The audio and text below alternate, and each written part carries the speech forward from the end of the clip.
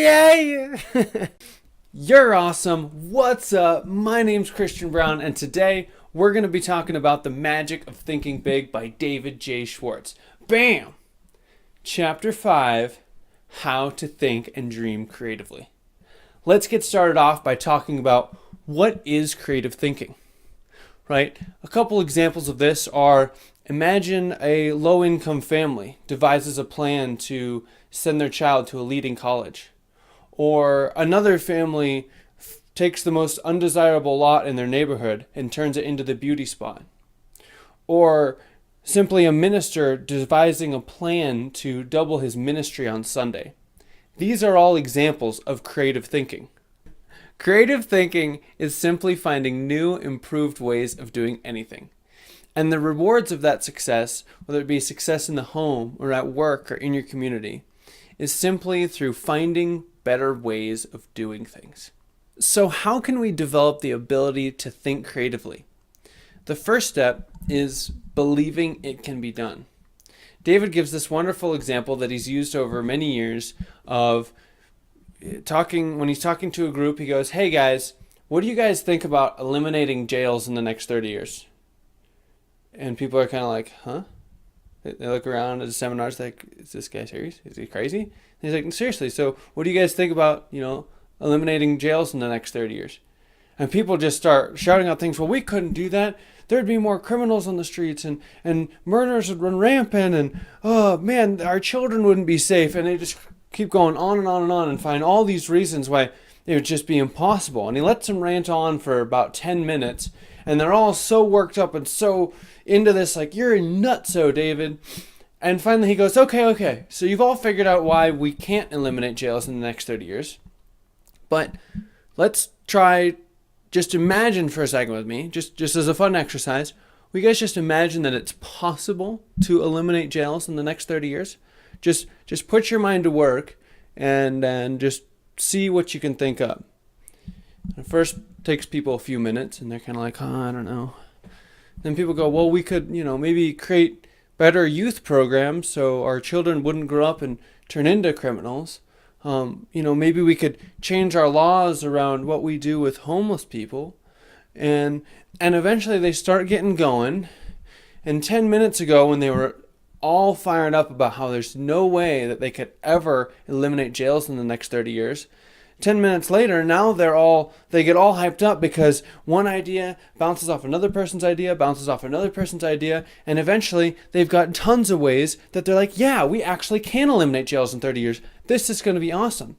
And David's found over the years that people have given him, he writes them down every time, that he's found about 78 ways that people believe they could figure out how to eliminate jails in the next 30 years. So the reason we talk about this is because it's what you think in here that allows you to really create something new, right? To think creatively and find a solution to something that there might not have been a solution to before. If you think it's impossible to eradicate jails in 30 years, that's exactly the truth, right? Because your mind, what you believe in your mind is what's true in the world. And if you believe that, yeah, we could eliminate jails in 30 years, you actually might figure out a way to do it. In a similar fashion, you can find ways to like a person if you believe you can. You can discover solutions to personal problems if you believe you can. You can find a way to purchase that new, larger home if you believe you can.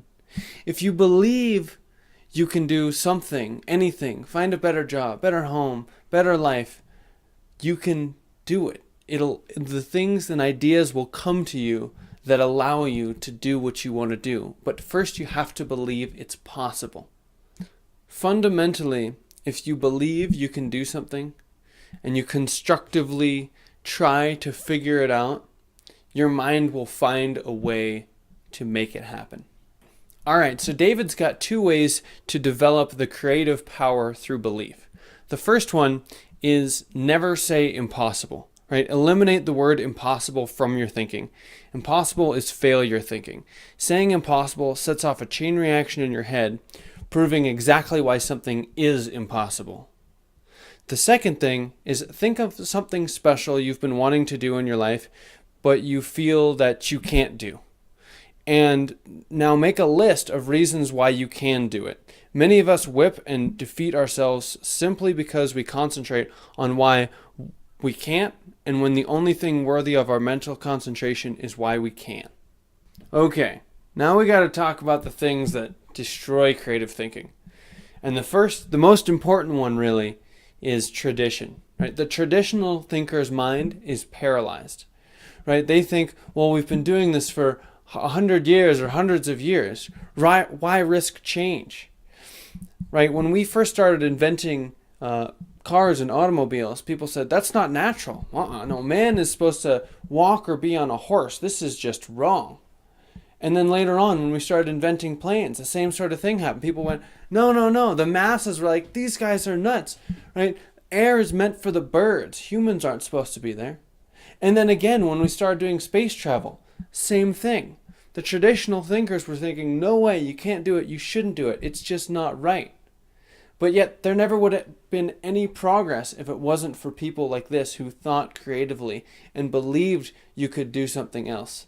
David talks about this missile expert who simply said, man belongs where man wants to go. David's got 3 ways to eliminate traditional thinking. The first one is simply become receptive to new ideas. Never think, I can't, or it won't, or it's useless, or it's stupid. Destroy those thought-repelling ideas. Always think, I can, it's possible. Is this viable? Can we make it work? The second thing, be an experimental person. He says, break up fixed routines, right? Expose yourself to new restaurants, new people, new professions, new theaters, all kinds of different stuff. Take a different route to work someday. Take a different vacation this year. Do something new and different this weekend. For example, if your work is in distribution, develop an interest in production, accounting, finance, and other elements of business, because this gives you the breadth and prepares you for further and greater responsibilities. And the third thing is be progressive, not regressive, right? Never say, that's the way we did it where I used to work, so we ought to do it that way here. Instead say, but how can we do it better than we did it where I used to work? David's got a beautiful example of this. Just imagine Ford Motor Company. In fact, this actually almost happened to Ford in the past. Imagine Ford built a car that they thought was so great, it was perfect. This is the pinnacle of engineering achievement. And right then and there they said, you know what? We can't do better than this. This is the best car we're ever going to make. It's beautiful. And left it like that.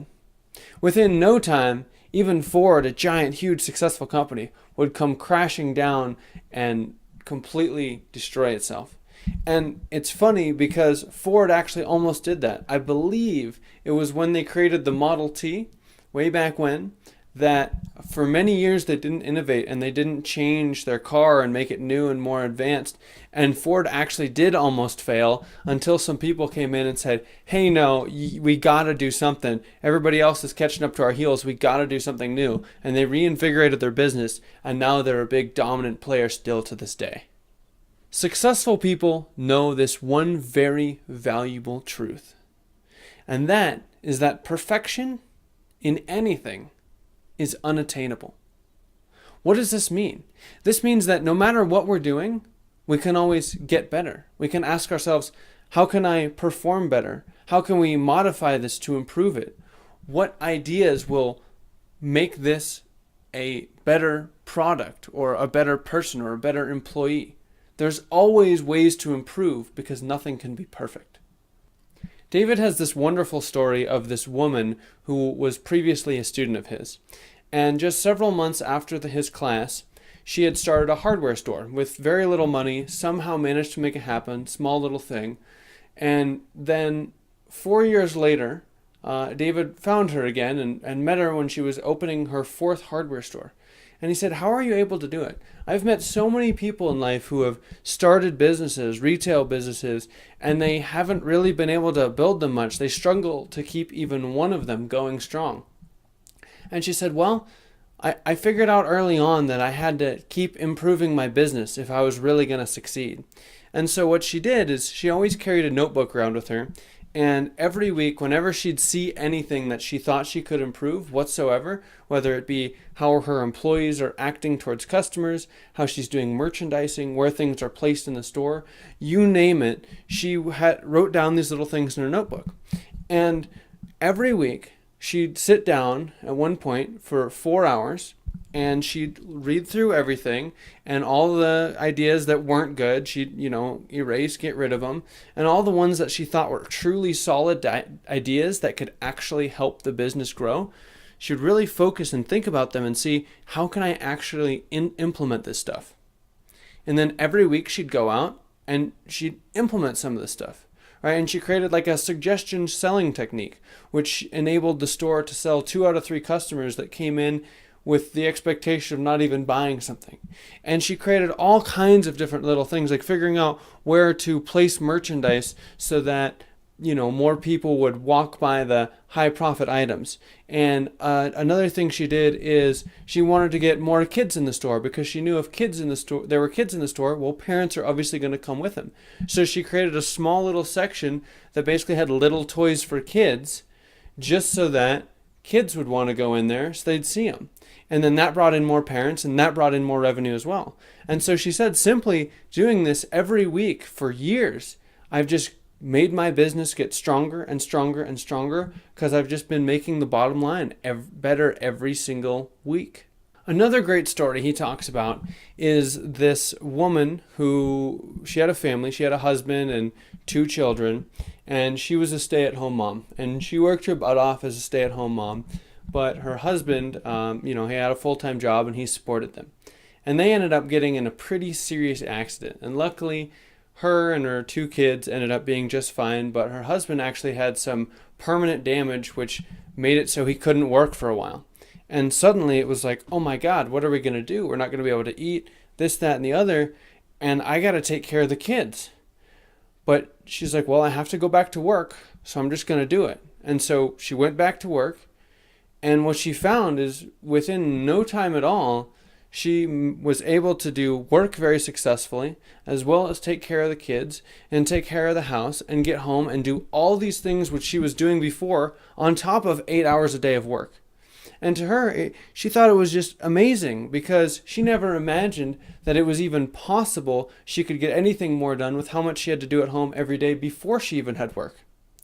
And the point of this story is simply that capacity is a state of mind. What you can do and what you can do in a given period of time is simply all in here. And I love this story because by some strange chance, I was talking about this story yesterday with my girlfriend, because I started doing these YouTube videos, and I started doing them last week on Sunday. And what do you know, my plan for how long it was going to take to make each of these was way off, and they take way longer and way more work than I thought they did. But I decided I was going to put out one a day, at least for a year minimum. And so what happened is every single night I got home and I'd make it happen. And yeah, I was ending up going to bed to work later, and it was a little hectic. But here's the thing, on Friday, I had promised my brother I was going to take him out for his birthday. So I really had to bust it and make it happen. And I didn't have enough time. Normally during lunch, I would set up scripts, things like that. Had no time to do that because I had to bust my butt at work all day. And so after work, I got off work and I had about half as much time as it's taken me to make any video before. And I sat down, read the chapter, made the notes, figured everything out, started recording, editing, boom, everything. And I managed to finish it in half the time any of my other videos took. And I checked the video later and it wasn't even less quality. So what does this show us? It shows us exactly like what happened with this woman in the story where her husband got injured. Capacity is a state of mind. You can do so much more in such little time if you just believe you can and make it happen. David has another great story where he shows this capacity factor really affecting someone's life positively. So there was this man who was an executive at this company, and he had 2 other guys who are at the exact same executive level. And they were a couple levels down from the owner and senior executiveship, but they all had tons of work, and every day they were slammed, working their butts off. And suddenly one of the guys above them had just quit out of the blue. And they were like, oh my God, like, what are we going to do? He just put in his 2 weeks just like that. He's got a huge important workload of stuff that really needs to get done. And someone's got to get it done. Oh my God, what are we going to do? And so the executive above him, who was like senior level, went and talked to each of these 3 guys. And he talked to the 2 before for the kid in the story. And he was like, do you guys think you can help with this sort of stuff? And both of them were like, oh, well, yeah, maybe, but I've just got so much work on my plate. Like, I can't even keep up with what I'm doing now. And then the kid in the story said, well, I don't know, but I'll try. Like, I'll take on as much as I can. I'll do it. And the executive was like, all right, well, I appreciate that. Thank you. And several weeks went by. I think it was 6 weeks or something. And, within about a week, though, he figured out, I got to change some things. So he started turning all of his 15-minute meetings into 10-minute meetings. And his phone calls, he planned them out for one specific hour each day. So he'd just do, one call after the other, after the other, after the other. And he just streamlined all kinds of these different little things. And then he found out that his secretary was willing to take on a lot of the sort of lower, menial, simpler tasks for him. So then that ended up freeing up a lot of the time. And within no time, he realized he could actually get all this stuff done that needed to get done on top of his own work that he had to do. And so I think it was 6 weeks later, senior executive came back down. He was like, I'm really impressed with what you've done. Thank you so much. We've been looking really hard to find some guy to replace him so that everything works out. And then he goes, but in all honesty, I've been talking with the real executives up top, and we've already agreed to actually give the position to you. So we're just going to roll that old position into your position, so you have both the positions combined now, and give you a substantial pay raise. Boom. Just like that, this guy got way more successful. So the point of this story is to always take opportunity when it comes to always do more. David found that he learned throughout life, if he wanted help with something or if he was going to do a project with someone, finding people who have tons of free time never seem to be able to get anything done. And the guys who are busy, you give them a new project, they get it done. They do it well. They're effective, right? Because they have to be efficient with their time. And so they learn to make stuff happen. So if you ever want to get more successful in life in any way, shape, or form, always take on extra responsibilities. Always do more than your fair share. Always believe you can make it happen, even if it seems monumental. Let's wrap it up. We got 4 ways to think creatively. First one, believe it can be done. When you believe something can be done, your mind finds the way to make it happen. Believing a solution paves the way to a solution.